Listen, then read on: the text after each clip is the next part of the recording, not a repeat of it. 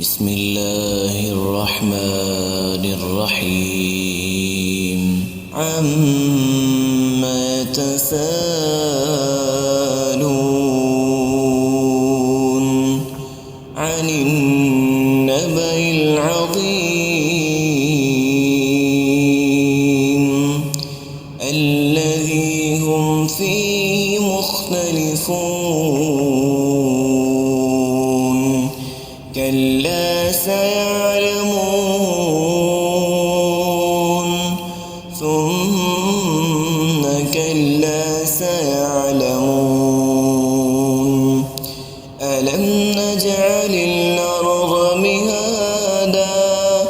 والجبال أوتادا وخلقناكم أزواجا وجعلنا نومكم سباتا وجعلنا الليل لباسا وجعلنا النهار معاشا وبنينا فوقكم سبعا شدادا وجعلنا سراجا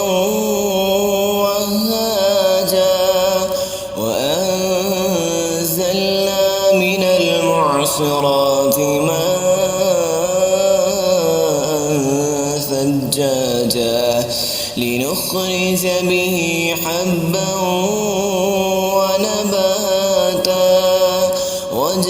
وجنات ألفافا إن يوم الفصل كان ميقاتا يوم ينفخ في الصور فتأتون أفواجا وفتحت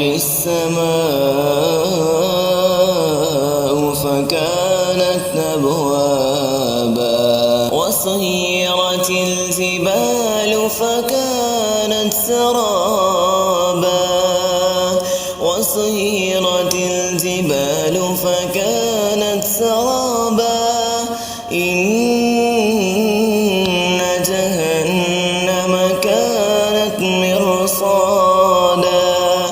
للطاغين مآبا لابثين فيها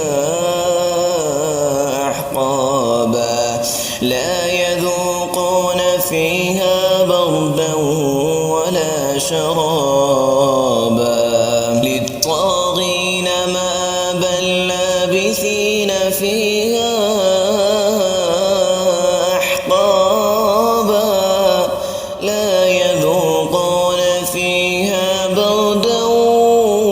ولا شرابا إلا حميما وغساقا جزاء وفاقا إنهم كانوا لا يرجون حسابا وكذبوا بآياتنا كذابا وكل شيء أحصيناه كتابا فذوقوا فلن نزيدكم إلا عذابا إن للمتقين مفازا فذوقوا فلن نزيدكم إلا عذابا إن للمتقين مفازا حدائق أعنابا وكواعب أترابا